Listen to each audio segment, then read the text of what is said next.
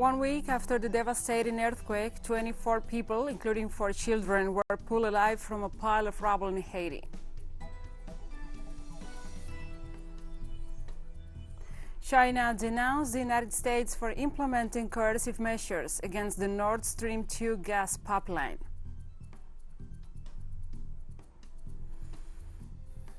And heavy fighting took place late Monday between the Taliban and local militia members in Panjshir, a stronghold of resistance northeast of the country's capital, Kabul.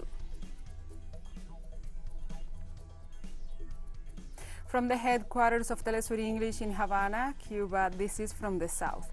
I'm Gladys Quesada, and now we begin with the news. 24 people, including 4 children, were pulled alive from a pile of rubble in Haiti 1 week after a devastating 7.2 magnitude earthquake killed over 2,000 people and destroyed tens of thousands of homes. The Directorate of Civil Protection in Haiti says the death toll from the earthquake has risen to more than 2,000, with over 300 others missing and presumed dead. The Civil Protection Agency also reported that 24 earthquake victims were found alive this weekend near Pic Macaya, the country's second largest mountain. The survivors were safely rescued and immediately taken in a helicopter for treatment. Hospitals and health centers still functional in the 3 affected departments are working to the limit of their capacity and waiting for reinforcements in personnel and equipment.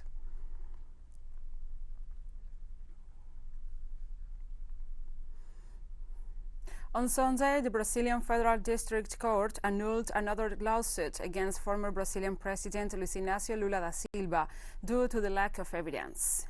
Judge Poliana Alves said the cause against the former mandatory was not demonstrated in the accusatory ratification. The now withdrawn complaint was filed by the public prosecutor's office in the case of the Atabaia site, which sought to reopen a closed process because of alleged corruption and money laundering related to the Odebrecht case. However, the court again ruled in favor of Lula and reiterated that the complaint did not have convincing evidence. The annulment of the Atabaia site case against the leader of Brazil's Workers' Party joins 16 other court decisions on filed lawsuits in which Lula was totally acquitted, given the inconsistencies of the accusations.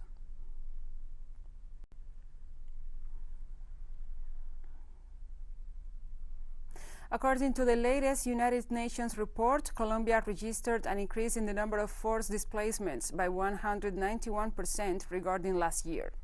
The report of the Office of Coordination of Humanitarian Affairs of the United Nations disclosed that the problem grew more in the first 6 months of 2021 than in 2020. The institution declared that over 44,600 people were displaced in the country between the present year's January and June. Groups of rural workers and residents, indigenous people, and African descendants have had to leave their homes to seek better living conditions, running away from the growing domain of armed groups, mainly drug trafficking-related associations.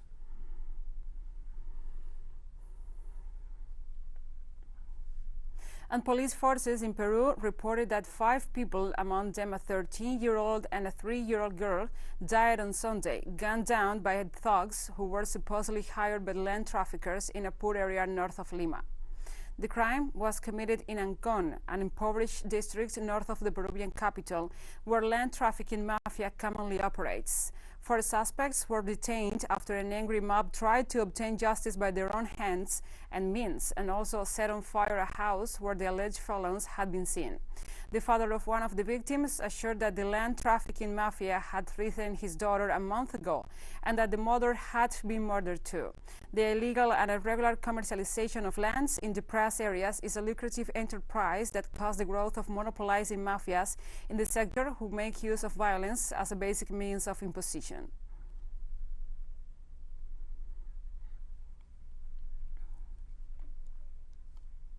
In Venezuela, the public consultation of the National Criminal Parliament's draft bill begins today.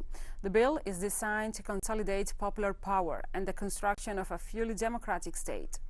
The schedule was debated last Wednesday in the Permanent Commission for Communal Development, and also it institutes the creation of an information campaign on the mechanisms that will be adapted to organize economic and social activities by regions and sectors. A formal consultation is set by lawmakers to begin on August 30th and end on September the 5th. According to the already approved work agenda, the public consultation of this instrument, which will conclude by September 19th, is essential to reinforce participative democracy, just as Venezuelan constitution dictates. The bill's progression was certified earlier this year on April 30th, after the first round of discussions in an ordinary session of the legislative branch.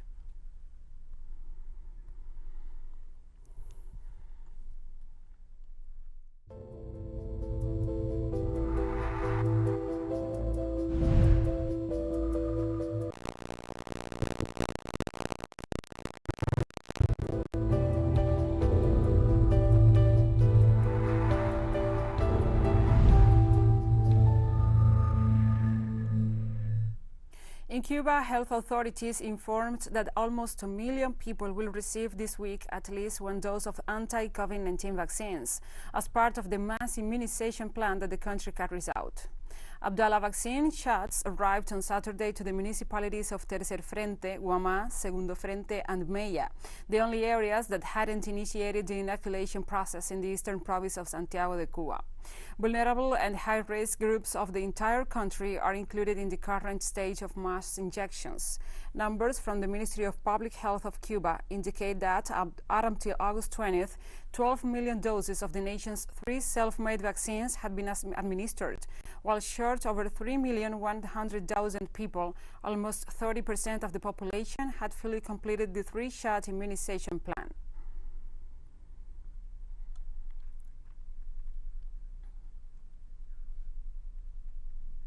And now we continue. Vietnam fully confined its biggest city, Ho Chi Minh, on Monday.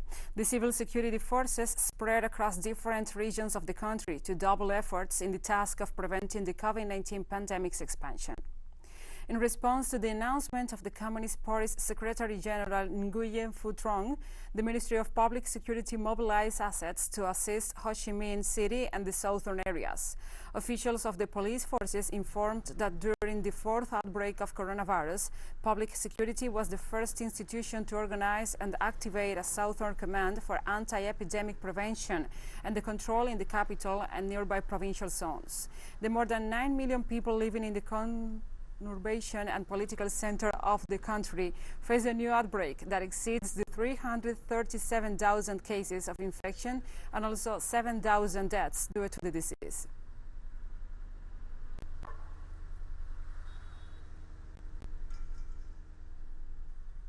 New Zealand's nationwide lockdown is extended until at least the end of the week, as the country battles to contain an outbreak of the Delta variant of COVID-19.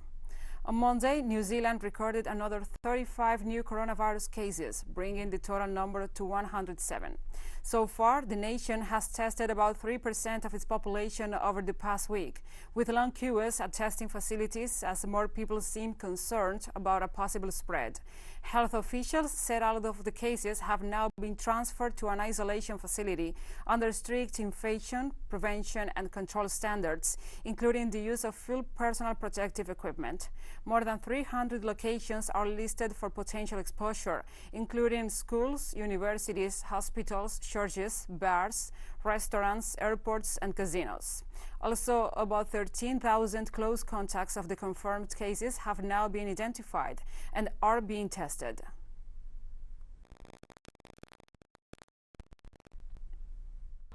We're just trying to get tested just because we've been to so many locations of interest. We've got a lot of family members that we need to take care of as well, a bit older than us as well. So yeah, it's just important that we get tested and make sure we're in the clear, mainly. And we'll be right back after this very short break, so don't go away.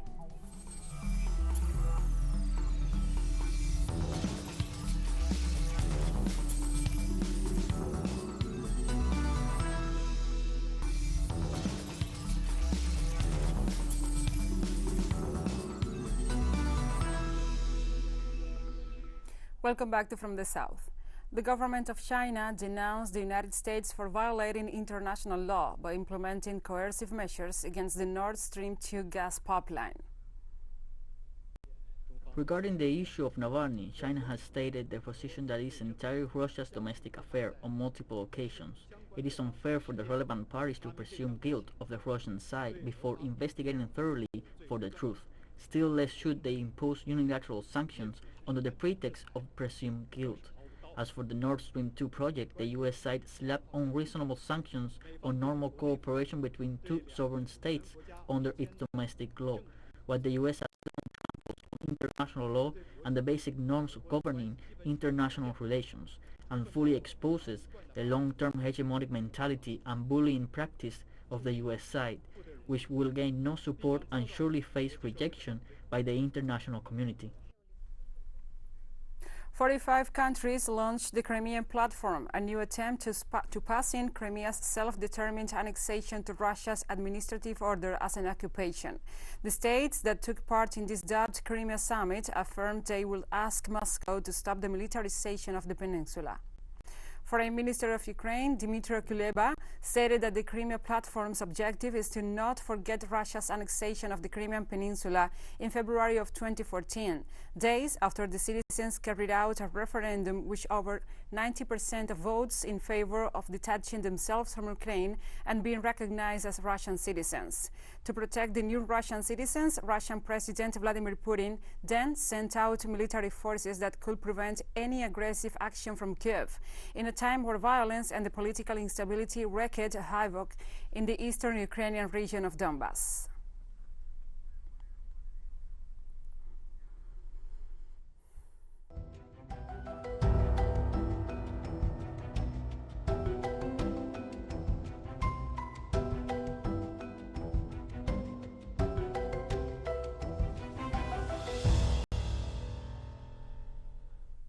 In the United States, 23 people have died and 45 are missing as a result of the heavy flooding in the state of Tennessee. Local authorities continue to work with rescue teams to locate missing persons and also to assist survivors of flooding caused by heavy rains, which have affected roadways, cell phone towers, and telephone lines. Twin babies are among the deadly victims of the floods never before seen in the state, according to the preliminary report of the Humphreys County Emergency Management Agency. The National Weather Service noted that the state received 17 inches of rain in less than 24 hours, prompting a high alert for the level of risk.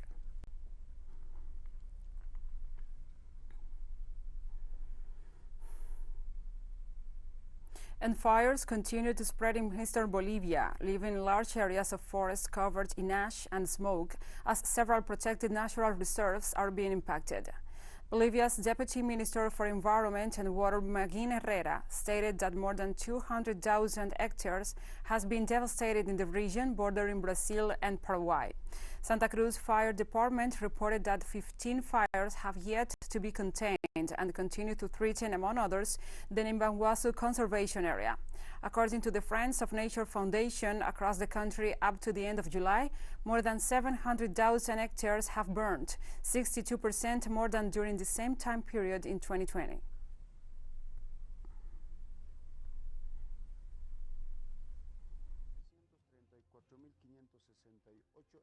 $734,568 hectares have already been affected by the fires in Santa Cruz, 36,000 in La Paz, 7,000 in Cochabamba, 4,600 in Panda and Tarija, Chuquisaca, Potosí, Oruro. We have a national forest monitoring systems and assessments on public websites that citizens can access. We not only have a technical plan to intervene in the various fires the municipality suffers, but to coordinate all actions related to the logistics required for this type of intervention. In that sense, fuel, food, and hydration are banned for all those who are working in the area. On Monday, supporters of the environmental campaign group Extinction Rebellion gathered on Trafalgar Square outside of the National Gallery in London for the first day of a two-week climate change protest campaign. The action is named Impossible Rebellion, and thousands of people expected to take part. The protesters have blocked one of the Covent Garden's busiest junction of the first day of the group's latest wave of protest targeting London. The new wave of protests comes after the latest IPCC report suggested that human civilization may have passed a crucial tipping point in carbon dioxide emissions. The rollout of the demonstrations coincide with the 230th anniversary of the Haitian Revolution to create awareness of the poor nations that are on the worst end of climate change, poverty and discrimination as Haiti itself.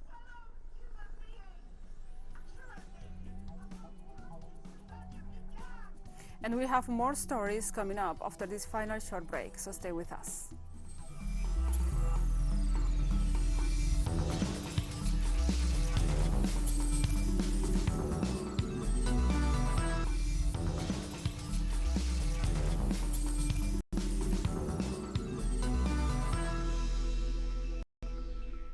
Welcome back. Heavy fighting took place late Monday between the Taliban and local militia members in Panjshir, a stronghold of resistance northeast of the country's capital, Kabul. Ahmad Massoud, the son of the mythical national hero Ahmad Shah Massoud, leads the fight against the radicals in the mythical valley that has never been defeated, neither by the foreign troops nor by the Taliban. Hundreds of mujahideen loyal to the Islamic Emirate moved to the north of the country's capital, where heavy skirmishes are still being reported. Local militia reaffirms they will not surrender territory while asking foreign forces for support. Massoud called for a broad-based inclusive government with the participation of the Taliban and where all ethnic groups of the country are represented.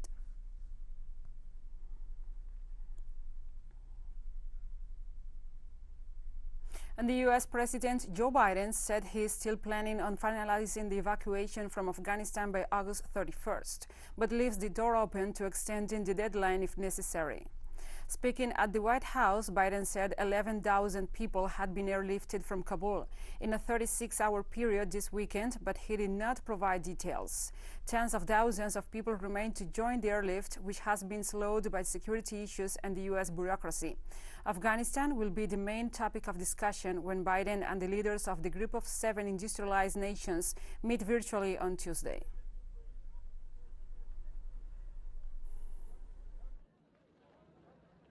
There's discussions going on among us and the military about extending. Our hope is we will not have to extend, but there are going to be discussions, I suspect, on how far along we are in the process. And the Taliban warned on Monday there will be consequences if the United States and its allies extend their presence in Afghanistan beyond next week, as chaos continued to overwhelm Kabul airport. To manage the chaotic airlifting of foreigners and Afghans, thousands of soldiers have poured back into Afghanistan, with pressure growing on Washington to extend the deadline. Taliban spokesperson Suhail Shaheen said if the U.S. or its allies stayed beyond the agreed deadline, it would be as if they extended the occupation.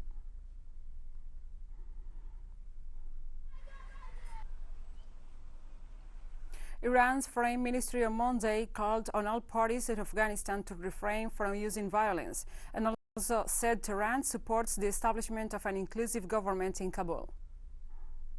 All groups and political parties in Afghanistan must refrain from using force and proceed using negotiation and talks. The Islamic Republic of Iran is in constant communication with all political sides in Afghanistan. Afghanistan's history shows the country's crisis has no military solution, just how the occupation was not a solution. And Russia said it will not interfere in the conflict between the Taliban and their opponents in Afghanistan. Kremlin spokesperson Dmitry Peskov stated that leaders of the Collective Security Treaty Organization member states discussed the standoff on its implications of another civil war in Afghanistan, and also emphasized no one is going to intervene in these events. The Collective Security Treaty Organization includes Russia, Belarus, Kazakhstan, Armenia, Kyrgyzstan, and Tajikistan. On the other hand, Taliban spokesperson said the group's forces have surrounded Panjshir, the only one of Afghanistan's 34 provinces that has not yet fallen to insurgents.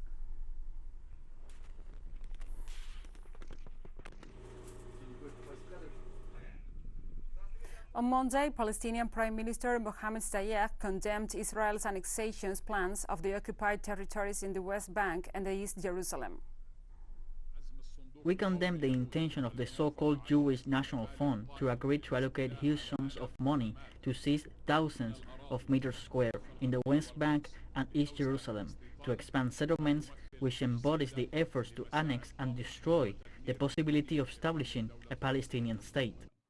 We will send quantities of medicines and supplies to hospitals in Lebanon, produced by Palestinian factories, including about 85 types of medicines and medical supplies.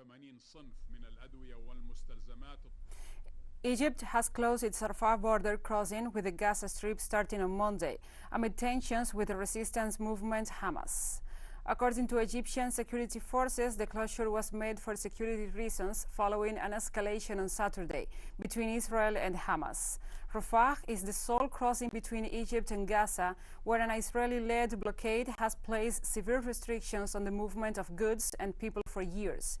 It is also the only exit point from Gazans seeking to travel via Egypt to other countries.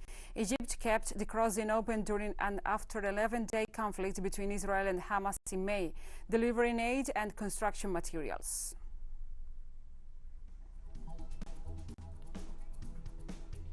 And we have come to the end of this news brief. But remember, you can find this and many other stories on our website at telesurenglish.net.